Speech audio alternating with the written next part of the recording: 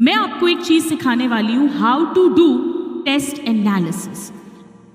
मुझे याद है जब मैं छोटी थी, आप लोग शेयर करना मेरे साथ चैट बॉक्स में अगर आपके साथ भी ऐसा आपको लगता है। तो मुझे लगता था यार ये स्कूल वाले इतने एग्जाम इतने टेस्ट क्यों लेते हैं, क्यों हमारी बेइज्जती करने पे तुले हुए हैं, हमारी इज्जत का फालूदा निकालने पे तुले हुए हैं, किस जन्म का बदला लेते हैं, टेस्ट में नंबर कम आते हैं, इधर घर वाले चिल्लाते हैं। बड़ी टेंशन हुआ करती थी, मतलब बहुत बुरा लगता था मुझे। मैं बताऊं, मुझे तो ऐसा लगता था कि यार एक सीधे फाइनल एग्जाम ले लो, तब तक हम पढ़ लेंगे। आपको ज्यादा हो रहा है ना तो एक एग्जाम बीच में और ले लो। तो मैं कभी रियलाइज नहीं कर पाई थी कि क्यों इतना इंपॉर्टेंट है टेस्ट। और काफी सारे स्टूडेंट्स हैं जो पूरे साल टेस्ट देते भी रहते हैं, बट मार्क्स इंक्रीज नहीं होते बल्कि डिब्बी होने लग जाते हैं। तो टेस्ट एनालिसिस का क्या मतलब है वो आपको बताती हूँ। एक मजेदार बात और बताऊं आपको, टेस्ट होते थे ना यार, नंबरों पे घर वाले जीना हराम कर देते थे। मुझे याद है मेरे मैथ्स में 9th क्लास की बात है, 99 मार्क्स आए आउट ऑफ 100, और मैं क्लास में फर्स्ट भी आई। और मेरे पापा ने मेरी इतनी डांट लगाई कि वो एक नंबर कहाँ चला गया और दिन भर खेलती रहती हो, और मम्मी को शाम को तुमको पकड़ के घर लाना पड़ता है, सिंसियर हो जाओ। और मेरा एक क्लासमेट था, वो मेरी कॉलोनी में भी रहता था, उसका नाम था सन्नी बजाज। उसके 65% मार्क्स आए थे टोटल, और उसके पापा इतने खुश, क्योंकि वो वैसे फेल होता था, कि उन्होंने पार्टी दी। तो मुझे ऐसा लगता था हे भगवान मुझे सन्नी के घर पे पैदा करो, या क्यों कर दिया। बट एनीवेज, सब पेरेंट्स का अपना अपना तरीका होता है, नेगेटिवली मोटिवेट करने का भी तरीका होता है। तो हम उस चीज में ना जाकर आ जाइए, हम सीखते हैं सीधे अपना टेस्ट एनालिसिस। सबसे पहले तो एक बात समझो कि टेस्ट एनालिसिस करना जरूरी क्यों है, क्यों इतना स्ट्रेस देती हूं मैं इस चीज में प्रिपरेशन के दौरान। जैसे अगर आपको कोई घर खरीदना है, आप पहले सोचते हो कि घर खरीदना है, फिर आप उसको ढूंढते हो, उसके लिए अपन एक्सपेंसेस अरेंज करते हैं, और फिर वो घर आता है। यानी कोई भी चीज अगर हमारे दिमाग में, हमारी सोच में नहीं होगी तो फिर वो मटेरियलाइज होना बहुत मुश्किल होता है। इसीलिए अगर आपने अपने टेस्ट का एनालिसिस नहीं किया, अगर आपने अपनी गलतियों को नहीं देखा, अगर आपने दिमाग में नहीं रखा कि यार मुझे अपने नंबर बढ़ाने हैं, तो वो कभी नहीं बढ़ेंगे। अगर आप बस जाते रहे, देते रहे, अच्छे आ गए खुश हो गए, बुरे आ गए थोड़े दुखी हो गए, उससे कुछ भी नहीं होने वाला है। नंबर 2, इससे हर बार हम अपनी गलतियों को देखेंगे, और जब हम देखेंगे तो हम उनके लिए वर्क करेंगे, अपने आप को इंप्रूव करेंगे। और तीसरी बात, टेस्ट के थ्रू हम अपने आप को उस डी डे के लिए प्रिपेयर कर रहे हैं। कई स्टूडेंट्स हैं जो टेस्ट मिस करते हैं, बोलते हैं मैम हमारा सिलेबस पूरा नहीं हुआ है। सिलेबस तो कभी पूरा नहीं होगा, कोई इंसान कभी किसी एग्जाम को देने के लिए प्रिपेयर्ड होता ही नहीं है, लेकिन टेस्ट देना है। भले ही आपका 60% हो, 50% हो, 70% हो, टेस्ट देना है।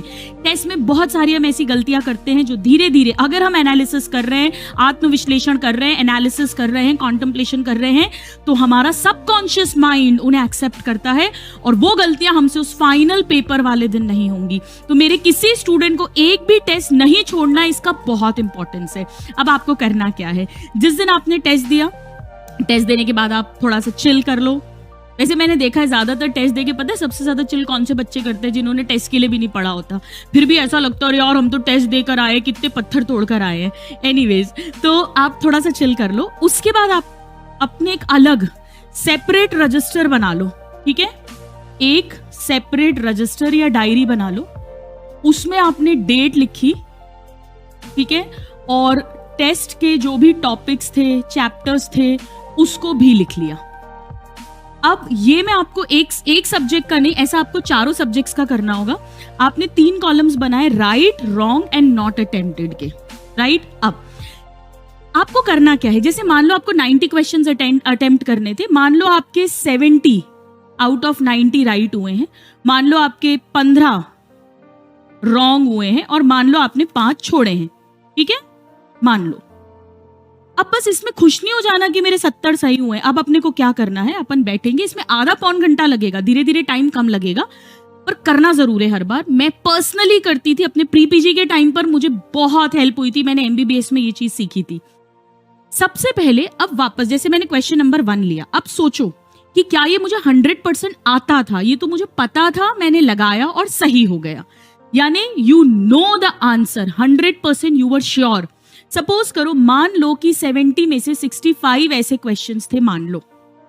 अब मान लो उसमें से 3 ऐसे क्वेश्चंस थे 70 में से, जहां आपको कंफ्यूजन था ए और बी में से, आपने चांस लिया। अब वो चांस कैलकुलेटेड रिस्क था, आपको याद आ रहा था नहीं यार ज्यादा करके तो ए होना चाहिए, वहां पढ़ा था, उस पेज पे पढ़ा था, थोड़ा थोड़ा, पर आप श्योर नहीं हो। सपोज 3 ऐसे हैं और 2 जो है वो प्योर तुक्के मारे आपने प्योरली तुक्का मारा और आपका तुक्का सही बैठ गया। आपकी किस्मत है उस दिन आपका तुक्का सही बैठ गया, ठीक है। तो ये मैंने मार्क कर लिया। मैं एक एक क्वेश्चन देखती जा रही हूँ और वो किस कैटेगरी में फॉल करेगा मैं वहां पे डालती जा रही हूँ। आप ऐसा भी कर सकते हो कि ये चार्ट एक बार बना लो और उसमें से लाइंस खींच दो, डेट लिखते जाओ टेस्ट की, और हर बार हर टेस्ट का करते जाओ, तो आपके पेज कम लगेंगे। जैसा आपको पसंद है आप वैसा कर सकते हो। अब रॉन्ग जो 15 हुए वो क्यों रॉन्ग हुए? क्या आपने तुक्का मारा था? मान लो फॉर एग्जाम्पल आपने 2 में तुक्का मारा था, 4 तुक्का मारा था, 2 तो करेक्ट हो गया, 2 रॉन्ग हो गया। अब कंफ्यूजन था 2 में से, 3 क्वेश्चन में तो वो कंफ्यूजन के कारण सही हो गया, और 2 क्वेश्चन में मान लो या 3 क्वेश्चन कंफ्यूजन के कारण जो आपने ट्राई किया था वो गलत हो गया। फिर ये बड़ी मस्त कैटेगरी है, आप फुल्ली कॉन्फिडेंट थे कि इसका तो यही आंसर है, इसका तो बी ही आंसर है, लेकिन बाद में पता चला ए आंसर था। मान लो आपके 3 क्वेश्चन गलत हो गए, इसको आप लोग वो बोलते हो ना सिली मिस्टेक हो गई मैम, सिली, अरे ऑफ नॉट नहीं देखा, एक्सेप्ट नहीं देखा, इनकरेक्ट नहीं देखा, अच्छा ये वर्ड भी लिखा था, होमोलोगस क्रोमोसोम लिखा था, बाइवेलेंट लिखा था, अरे यार एनाफेज 1 लगाना था, 2 नहीं लगाना था, जिसे आप लोग सिली मिस्टेक बोलते हो। मैं क्या बोलती हूँ अभी बताती हूँ। या कैलकुलेशन रॉन्ग हो गया, सब कुछ सही था, कैलकुलेशन मिस्टेक हो गई, या कैलकुलेशन वगैरह सब कुछ ठीक किया था पर ओएमआर का गोला गलत भर दिया, या रफ वर्क बहुत खराब किया, इतना खराब रफ वर्क किया जैसे आपने ऐसे लिख दिया 3 लिखना था, बाद में जब आप रिवाइज कर रहे थे आपको खुद ही 8 दिखा, या आगे का कैलकुलेशन 8 के हिसाब से कर दिया। ठीक है, पहले कैटेगरीज बनानी है। अब जो आपने छोड़े वो क्यों छोड़े हैं? या तो आपने पढ़ा नहीं था, आपको पढ़ाया गया है पर वो टॉपिक वो चैप्टर आपने पढ़ा नहीं था, या आपको पढ़ाया ही नहीं गया है, टोटली आउट ऑफ सिलेबस आया है जो आपको पढ़ाया ही नहीं गया है। ठीक है, अब मान लो ये 5, 6, 7, 8, 9, 10, 11, 12, 13, 14, 15 मान लो, ठीक है, मैं एक रफ नंबर लिख रही हूँ। अब ये जो आपके 5 आपने छोड़ दिए हैं, आप कर ही नहीं आए हो सकता है 3 इस कैटेगरी में है और 2 में आपको कंफ्यूजन था, आपने तुक्का नहीं मारा। ये वो है जहां तुक्का मारा या कंफ्यूजन था, सही हो गया, तुक्का मारा या कंफ्यूजन था, गलत हो गया। यहां पे कंफ्यूजन था, आपने कोई तुक्का नहीं मारा, आपने उसे छोड़ दिया। ठीक है, ये लिख लिया। अब हमें करना क्या है स्टूडेंट्स, आप मेरे कहने पे ये करके देखना। जैसे आपको 4x4 टेक्निक से जबरदस्त फायदा हो रहा है, जागृति सीरीज से हो रहा है, जागृति डायरी से हो रहा है, एमसीडी लिस्ट बनाकर रोज हो रहा है, आपकी कंसिस्टेंसी बढ़ रही है, आप लोग खुद बताते हो इंप्रूवमेंट हो रहा है। इससे आपके टेस्ट के मार्क्स कैसे बढ़ेंगे खुद देखना। मेरे कहने पे इसे 4 टेस्ट में अप्लाई करके देखना। अब इनका तो कुछ नहीं करना भाई, इनके लिए तो आपको शाबाशी, वेरी गुड, इनका कुछ नहीं करना है मेरे को। जहां तुक्का मारा है इस कंसेप्ट को, या जहां पे कंफ्यूजन था, इसका मतलब है कंसेप्ट वीक था। भले ही आज सही हो गया है लेकिन वीक था। यहां पे हैंड टू हैंड इसमें अपने को कंसेप्ट को अंडरस्टैंड करना है उसी दिन, टेस्ट वाले दिन। उसके बिना सोना नहीं है, अगला दिन की सुबह सूरज नहीं उगना चाहिए। एंड जरूरत है अगर लर्न करने की, बायो वगैरह है तो लर्न भी करना है, क्योंकि आज आपकी किस्मत अच्छी रही है, जरूरी नहीं है नीट वाले दिन आपकी किस्मत अच्छी हो। मैं तो हमेशा बोलती हूँ hope for the best but prepare for the worst. आशा उम्मीद सबसे अच्छी की करो पर तैयारी सबसे बुरे की करो। तैयारी हमेशा ऐसे करनी चाहिए कि जैसे नीट वाला दिन मेरी जिंदगी का सबसे बुरा दिन होने वाला है, मेरी किस्मत सबसे खराब होने वाली है और उस खराब किस्मत में मुझे सिलेक्ट होना है। तुक्के कंफ्यूजन का कोई रोल नहीं है, हैंड टू हैंड। इसके बाद ये वाले जो है, ये दोनों, ये भी इसी कैटेगरी में जाएंगे, कंसेप्ट लर्न एंड अंडरस्टैंड।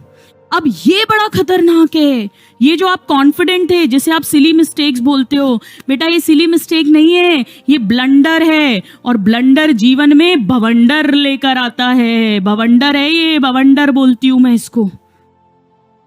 अगर आपने इनकरेक्ट, फॉल्स वो नहीं देखने के कारण किया है ऐसा, तो इसका मतलब है आपको प्रैक्टिस की जरूरत और है। आप अंडरलाइन कर करके वर्ड्स को लिखना, एक एक वर्ड बाय वर्ड रीड करना शुरू करो। और अगर बहुत कॉन्फिडेंट थे ये वर्ड के कारण कोई गड़बड़ नहीं हुई है, आपने कंसेप्ट ही गलत समझा हुआ है, तो अपना कंसेप्ट क्लियर करो। वेरी इंपॉर्टेंट, टीचर की जरूरत पड़े टीचर से करो, पर कंसेप्ट क्लियर करो, क्योंकि ये क्वेश्चन जानलेवा है जो आपको लगता सही है और गलत हो जाते हैं। कैलकुलेशन मिस्टेक ज्यादा हो रही है, प्रैक्टिस क्या कर दो, कुछ मत करो। अगर आपके 3-4 प्रैक्टिस के कारण क्वेश्चन गड़बड़ हुए ना, कैलकुलेशन मिस्टेक के कारण, आप मेरे कहने पे 10 क्वेश्चंस पर डे बढ़ा दो अपनी प्रैक्टिस में। फिजिक्स केमिस्ट्री में 10 questions per day. OMR filling, अगर आपकी बहुत गलती हो रही है, जिसकी नहीं गलती हो रही है कोई बात नहीं, उसको वो करने की जरूरत नहीं है OMR, पर अगर OMR आपका बहुत गलत हो रहा है तो आप डेली पर डे 20 क्वेश्चंस, कोई भी 20 क्वेश्चंस ऑन OMR फिल करना शुरू कर दो, OMR शीट पे। ये बहुत इंपॉर्टेंट है। मेरा एक स्टूडेंट था जिसका एक गलत हुआ था OMR भरते में और पूरी सीरीज गलत हो गई थी, मतलब 4th स्किप होके 5th पर आ गया था डबल फिलिंग और पूरी लाइन से गलत हो गया था, सिलेक्शन नहीं हुआ। उसके बाद 3 साल तक देता रहा, सिलेक्शन नहीं हुआ उसका। बहुत बहुत बहुत पीड़ादायक, बहुत दुखदायक होता है ये। यस, जानलेवा होता है, जानलेवा। रफ वर्क फेयर करने की आदत बनाइए, very very important. Rough work को फेयरली करो। जी हाँ, आदत बनाइए अभी से प्रॉपर बॉक्स बनाने की। जैसे क्वेश्चन नंबर 9 है तो बॉक्स बनाओ और बॉक्स बना के साफ साफ लिखो। एक बात ध्यान रखिए, ये सब चीजें अभी से होंगी। ये सब चीजें ऐसा नहीं है कि उस दिन नीट वाले दिन आप अच्छे से कर लोगे। कॉम्पिटिटिव एग्जाम क्लियर करना is nothing but practice, training. आपका ब्रेन, आई और हैंड का कोऑर्डिनेशन है। आंखें पढ़ेंगी, दिमाग समझेगा और हाथ आंसर लगाएंगे। इन तीनों का परफेक्ट कॉम्बिनेशन जब बनता है तब क्वेश्चन सही होता है, स्पीड विद एक्यूरेसी तब आती है। तो ये बहुत इंपॉर्टेंट है कि ये सब मेरे सारे स्टूडेंट्स अगले वेरी नेक्स्ट टेस्ट से ही शुरू कर दे टेस्ट एनालिसिस।